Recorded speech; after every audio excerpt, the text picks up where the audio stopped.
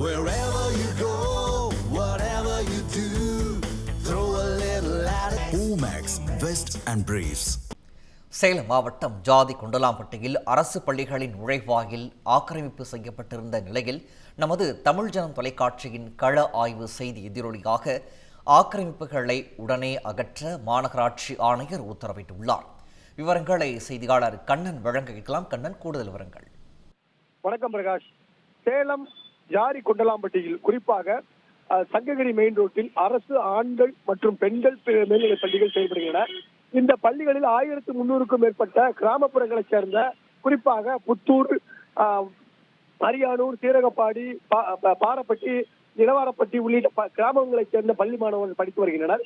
இந்த பள்ளியின் 2 நுழைவாயில் பகுதிகளும் 20க்கும் மேற்பட்ட கடைகள், அதாவது சாலையோர கடைகள் போடப்பட்டு ஆக்கிரமிப்பு செய்யப்பட்டிருந்தது. இதனால் இந்த மாணவர்கள் அந்த சாலையில் நடந்து செல்லாமல் மிகுந்த சிரமத்தை சந்தித்தனர். இதனால் வாகனங்கள் அடிபடாமல் இருப்பதற்காக அந்த சந்து பொந்துகள் வழியாக நுழைந்து சென்றனர். சில நேரங்களில் மாணவ மாணவிகள் மலஜலத்தை மிதித்துக் கொண்டு பள்ளி செல்லும் நிலை ஏற்பட்டது. இது குறித்து தொடர்ந்து தமிழ் ஜனம் தொலைக்காட்சி செய்தி வெளியிட்டு வந்தது. இந்நிலையில் நேற்று தமிழ் ஜனம் செய்திக்குழு கள ஆய்வு மேற்கொண்டு அந்த பகுதி மக்கள் மற்றும் பெற்றோர் ஆகியோரின் கருத்துக்களையும் செய்தியாக வெளியிட்டது.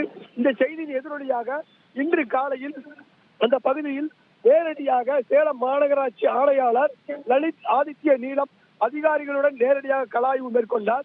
உடனடியாக அந்த 2 பள்ளிகளிலும் முன்வோடும் சாக்கடை கால்வாயில் உள்ள அடைப்புகளை அகற்ற வாகனங்களை வரவழைத்து உடனடியாக அகற்றப்பட்டு வருகிறது. அது மட்டுமின்றி அந்த 2 பள்ளிகள் நுழைவாயில் பகுதிகளில் பல ஆண்டுகளாக நிறுத்தி வைக்கப்பட்டிருந்த கேட்பாரற்ற வாகனங்களை உடனடியாக அகற்றி போலீஸ் அலுவலகத்திலும் அது மட்டும் இல்லாமல் மாநகராட்சி குண்டலாம்பட்டி அலுவலகத்திலும் நிறுத்தி வைக்க உத்தரவிட்டுள்ளார். மேலும் அந்த பகுதியில் ஆக்கிரமிப்பு அடைக்கப்பட்டுள்ள கடைகள் அனைத்தையும் உடனடியாக அகற்றுவது குறித்த அறிக்கையை உடனடியாக சமர்ப்பிக்கவும் அவர் தெரிவித்துள்ளார்.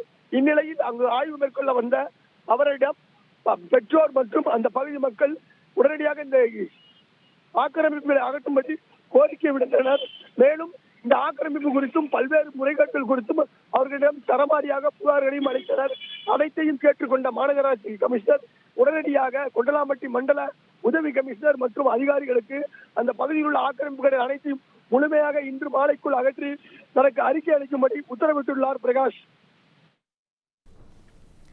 விவரங்களை வழங்கியமைக்கு நன்றி கண்ணன்.